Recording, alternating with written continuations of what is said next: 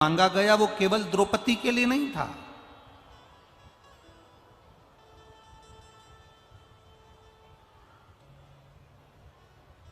जो आखिरी में मांगा वो द्रौपदी ने खुद के लिए नहीं मांगा। द्रौपदी ने क्या मांगा?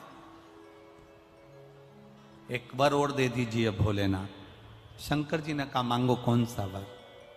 स्त्री की पवित्रता का वर दे दीजिए। एक नारी की पवित्रता का वर दे दो।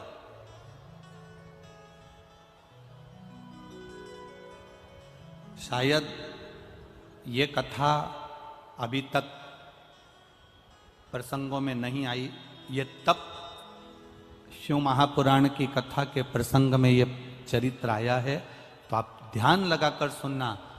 नारी की पवित्रता का वर दीजिए। शिव जी ने कहा मैं नारी की पवित्रता का वर देता हूं। क्या वर? नारी की पवित्रता रहना चाहिए। किस स्थान पर नारी की पवित्रता का स्मरण कराया गया?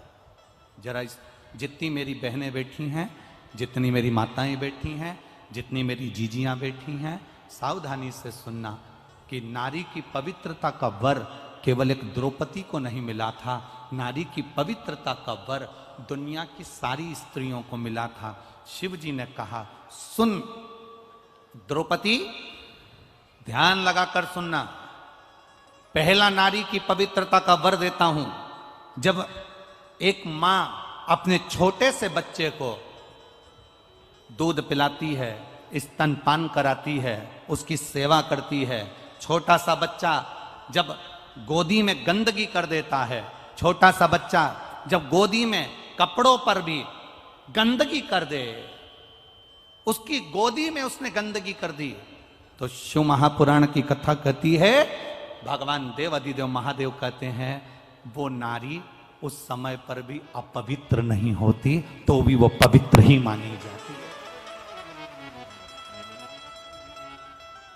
आप में से कितनी माताएं बैठी हैं जिनकी बहू का बच्चा छोटा सा है और बहू के बच्चे ने बहू की गोद में गंदगी कर दी, तो बहू बार बार नहाने जाती होगी? है कोई? जम के बोलो जरा। है? नहीं। क्यों? सास कह देती है अरे क्यों बेटा, बच्चा छोटा है ना, छोटे बच्चे की गंदगी नहीं लगती, छोटे बच्चे की अपवित्रता नहीं लगती। छोटा सा बच्चा गोदी में है, गंदगी कर दिया, छोटा सा बच्चा गोदी में है, गंदगी करा, और माँ भगवान की भक्ति में लगी है, माँ भगवान के भजन में लगी है, माँ कोई अच्छे कार्य में लगी है, उसके बाद भी माँ को अपवित्रता नहीं लगती है।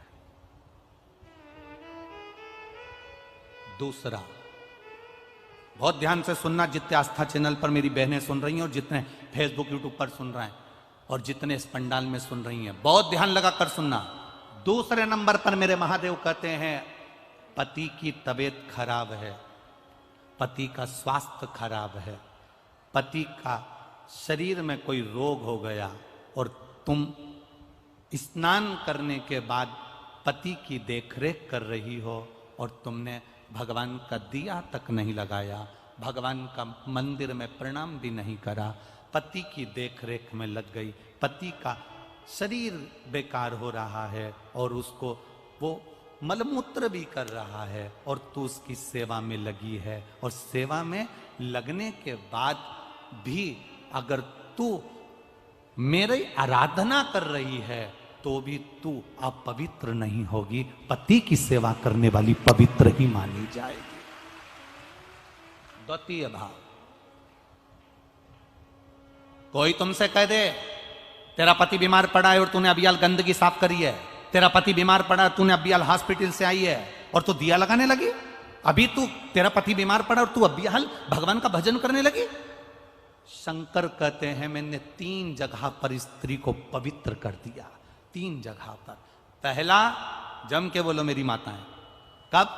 जब गोदी में बच्चा रहता है, छोटा रहता है, आप उसकी देखरेख कर रही हो, गंदगी कर रहा है, साफ सफाई कर रहे हो, उसके बाद भी आप अपवित्र नहीं हो, पति की सेवा कर रही हो, पति को परमेश्वर मानकर पूछ रही हो, पति को सेवा कर रही हो, उसको दवाई दे रही हो, उसको गोली दे रही हो, उसका शरीर नहीं काम कर रहा है, इसके बाद भी वो गंदगी भी कर रहा है तो तुम साफ कर रही हो, तब तुम अपवित्र नहीं हो, तुम पवित्र ही कहलाओगी। तुम्हारे भीतर एक पवित्रता का भाव आएगा। और तीसरे नंबर पर घर में सास ससुर, घर में बुजुर्ग, घर में कोई बूढ़ा व्यक्ति बीमार है, तकलीफ में है, कष्ट में है, गंदगी भी कर रहा है और घर की बहू, घर के लोग उसको संभाल रहे हैं, उसकी सेवा में लगे हैं, तो शिव कहते हैं वो आप पवित्र नहीं कहलाएगी, पवित्र ही कहलाएगी। उसमें अपवित्रता का भाव नहीं होगा।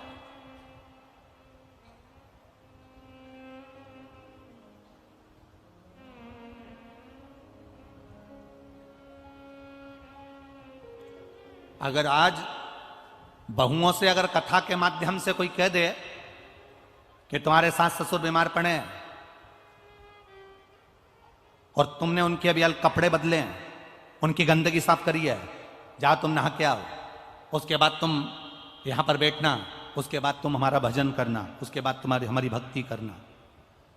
अब भगवान की भक्ति से बड़ी सास ससुर की सेवा है कि सास ससुर की सेवा से बड़ी भगवान की भक्ति है? ईमानदारी से बोलना।